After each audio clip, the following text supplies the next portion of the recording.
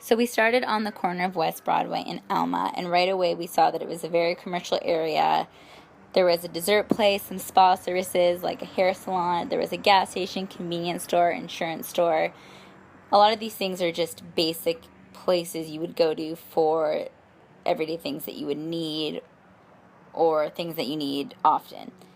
We also noticed that there were some dwellings above these commercial stores. They looked very small. I would guess that they would be people who worked below or owned the places below, or people who are single and don't mind living in noisy areas. So as we kept walking just beyond the commercial area, we noticed that there were all single-family dwellings between 2 to 3 stories high. All or most of them appeared to have basements. They were all very nicely kept.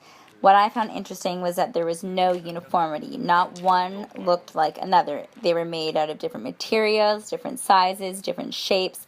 And when you think about the services nearby in the commercial area, just on the corner, it makes sense that the closest dwellings would be families due to services for the parents or the kids to go to. So as we started walking towards West 6th, all of the housing became multiple family dwellings, duplexes, apartment complexes. Not a single family dwelling was seen beyond that one block we saw. They all were a huge variety, mostly about 3 to 4 stories, very compact looking. It didn't look like there was a lot of space for the complex.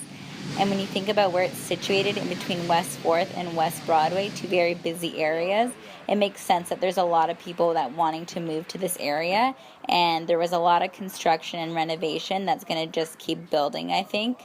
So I wouldn't be surprised if that one block of single-family homes we saw later became more duplexes. As we made our way across the eastern side of Alma, we passed by the West Point Grey, Branch 142 of the Royal Canadian Legion.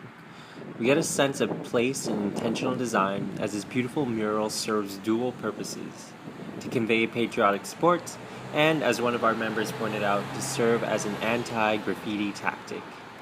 Located here is also a bus stop for the North 22 downtown night bus, and as commuters wait for their bus, they come into contact with the ever-present ads, one from Scotiabank and another for this upcoming movie, Into the Storm.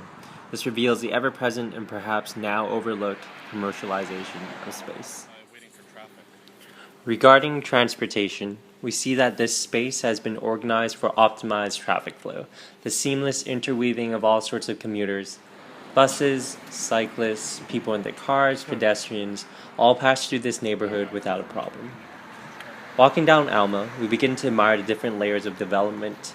Each unit tells a story layered by the connection between the style of housing and the time in which it was built.